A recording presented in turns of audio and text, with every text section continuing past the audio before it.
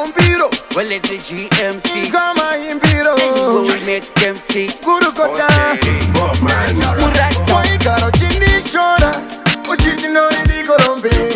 Uchini Sekane Wangu Rombe. Uchini Kanya Kanya. Uchini Wona Kunge Muna Sina Basa. Baby Usandinetse iwe. That's how I better kukukura. That's how I better. Baby wangu sandi stressa. Aniti wa indise kapapaya. Uchindise mapapaya. Baby ndiwa kandiseka. Saka usanipe pressure. Dai wambo mira kundi testa. Kungandi pindi sema one. Kumba neti moko maya. Chimbo mira kundi chesta. Rudo rwako rekufeka. Rudo remari rekutenga. Kufakwe murume kukudaura. Boti boti ndise kapaya ndichitambura. Juwa baby kudirambira zvekuti ndido tambura. Asi mari zvinhu zvangu wazvishandura. Ndazokwisa makatanda sobuda munamo. Taiwewe pasa sinda wewe kumsoro. Zvinhu zvangu zvakutopsi. Wakuuya nematoksi. Kutara wakaita popsi. Baby Usandinetse iwe. Ndazowana hari better kukukura. Ndazowana hari better. Baby wangu sandistressa. Anditi wa indise kapapaya. Uchindise mapapaya. Baby ndiwa kandiseka. Saka usanipe pressure. Saka ndati ingapaya wenditerera. Ndikuti uya usinambuterera. Ameno vakakunyepera. Andichatari mature ndatonanga mberi.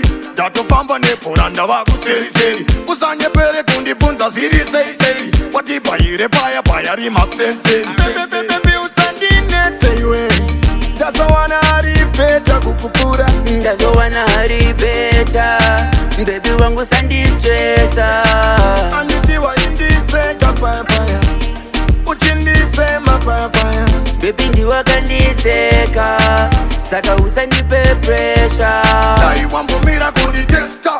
Kungandi pindi sema one. Kumba neti moko maya. Chimbo mira kundi chesta. Rudo rwako rekufeka. Rudo remari rekutenga. Kufakwe murume kukudaura. Boti boti ndise kapaya ndichitambura.